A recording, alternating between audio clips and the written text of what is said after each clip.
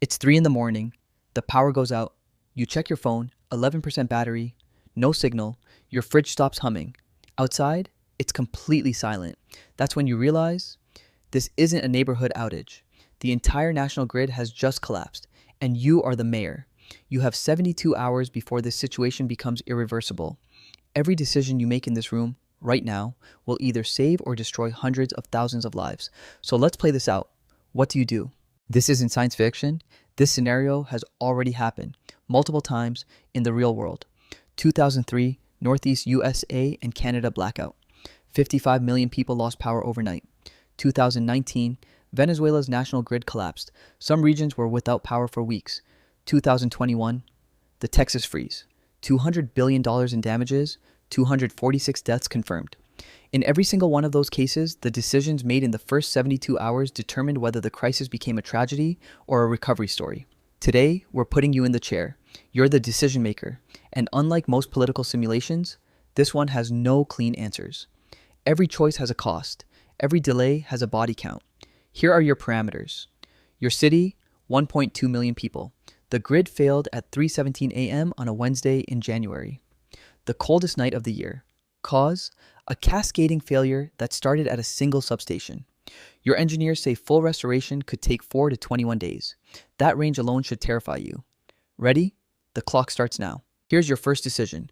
You have one working communication channel, a military radio network, and you have to choose what to prioritize in the next 60 minutes.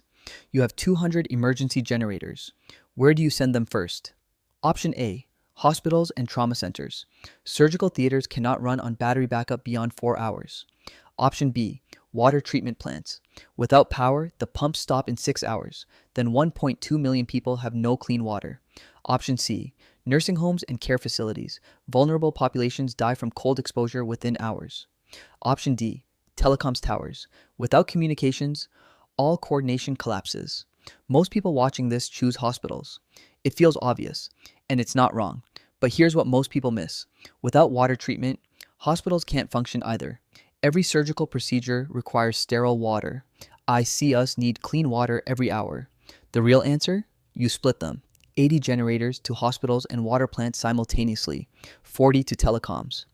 80 staged at a central depot, held in reserve for the next decision you haven't seen yet. Because here's the rule that experienced crisis managers know. Your first deployment is never your most important one. The crisis you haven't planned for always arrives in hour 3. By hour 3, something unexpected happens, and it happens in every single major blackout in recorded history. Misinformation explodes. With no TV, no internet for most people, rumors fill the vacuum. In your city right now, 3 different stories are spreading by word of mouth.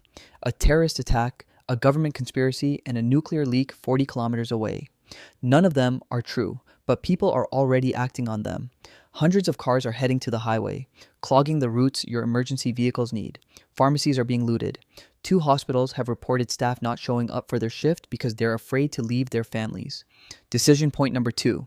How do you communicate with 1.2 million people with no power? Option A. Emergency broadcast on battery-powered radios. Slow reach, only 30% of households still own one. Option B. Physical loudspeaker vehicles through every district. Personnel intensive, takes 6+ hours to cover the city. Option C. Restore one mobile network tower cluster for a mass SMS alert. Uses 12 of your reserve generators. Option D. Say nothing publicly. Focus resources on infrastructure. Let the situation speak for itself. Option D has actually been used by real governments, and it is catastrophically wrong every time.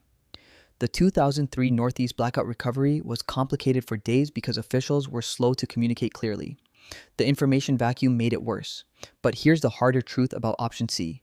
Using 12 generators for communication feels wasteful when people are cold and scared. It isn't.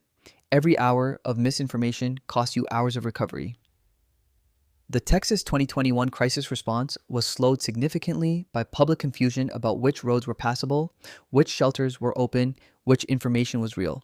Communication isn't a luxury in a crisis, it is infrastructure. By hour 12, the temperature in your city has dropped to -4 degrees Celsius inside homes with no heating. Your analysts give you a statistic you weren't expecting. 41% of your population live in high-rise buildings with no way down in the dark. 87,000 residents are over 70. most living alone. Approximately 6 hours before hypothermia risk becomes critical in an unheated building at -4 degrees Celsius. Decision point number 3. Do you order mandatory evacuation of 300,000 high-rise residents? Option A, evacuate, move them to schools, stadiums, community centers, safe from cold, but massive logistical load, and evacuation itself causes accidents, panic, cardiac events. Option B, stay put, deploy door-to-door welfare checks, bring blankets, chemical heat packs, hot food to buildings. Less traumatic, but can your teams reach 300,000 people in time? There is genuine expert disagreement on this one. During the 1998 Quebec ice storm, one of the most studied blackouts in history, authorities chose shelter in place with distribution. It worked, but barely. 30 deaths were recorded, most in the first 36 hours. The counter-argument, forced evacuation of elderly people in the dark and cold carries its own mortality risk. In Hurricane Katrina, more people died during evacuation than stayed behind in some areas. There is no clean answer here. This is what real crisis leadership actually looks like. You don't get to choose between a good option and a bad option. You choose between two different types of harm, and you live with it. You've managed the logistics, you've managed the communication, you've made the impossible calls, and now, at hour 36, your press secretary walks in and says something that changes everything. The story has leaked. The substation that failed? It failed because maintenance was deferred 3 years in a row to balance the city budget. Reports warned of the risk. The warnings were filed and ignored. Your predecessor signed off on it. You inherited it. Tomorrow's press conference is unavoidable. The journalists already have the documents. Decision point number 4. Final. What do you say? Option A. Full transparency. Acknowledge the deferred maintenance. Release all reports. Accept political cost. Rebuild trust slowly. Option B. Manage disclosure. Confirm the failure. Promise investigation. Don't release reports yet. Buy time to frame the narrative. Option C. Deflect. Blame the previous administration. Technically true, but publicly it looks like exactly what it is. Option D. Say nothing new. Announce recovery milestones only. Let the document speak later. Focus attention forward. Every major crisis in the last 50 years has proven the same thing. The cover-up is always worse than the crime. Not because transparency is morally superior, though it is, but because in the age of instant information, the truth will come out anyway. And when it does, the damage multiplies. The leaders who survived 2003, survived Texas 2021, survived the Queensland floods, they all chose radical transparency at the moment it was most politically painful. Not because it was safe, because it was the only thing that worked. Here's the thing, nobody tells you about crisis simulations.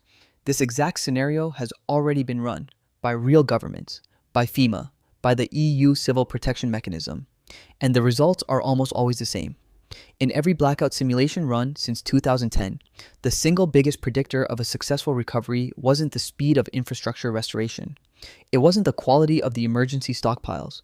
It wasn't even the competence of leadership. It was the pre-existing social fabric of the affected area. How well neighbors knew each other, how strong community networks were, how many people had someone checking on them before the government could.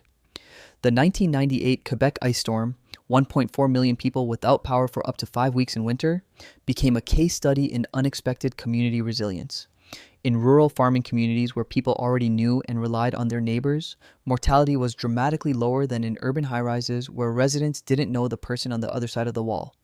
All 4 decision points we just walked through, they were solved faster and better in communities with stronger social bonds. Generators were shared voluntarily. Information was passed door to door. Elderly residents were already being checked on before authorities even mobilized. Which means the real lesson of this simulation isn't about crisis management at all. It's about what you build before the crisis happens. The 72-hour clock, it starts the moment your grid fails, but your actual window to prepare for it, that closed years ago. The only question is whether the people in your city are strangers or neighbors. Governments can restore power. Engineers can rebuild substations. No government on earth has yet figured out how to manufacture the trust that makes all of it work. Which decision would you have made differently? Tell me in the comments, and tell me the one thing you think most people in your city would get wrong. If you want to see what happens when a city gets all 4 decisions wrong, I'll cover Venezuela 2019 in a future episode. Subscribe so you don't miss it. Next week on Unknown Outcomes, we flip the script entirely. Instead of a crisis you can plan for, we look at the one that came with no warning, no precedent, and no playbook. See you then.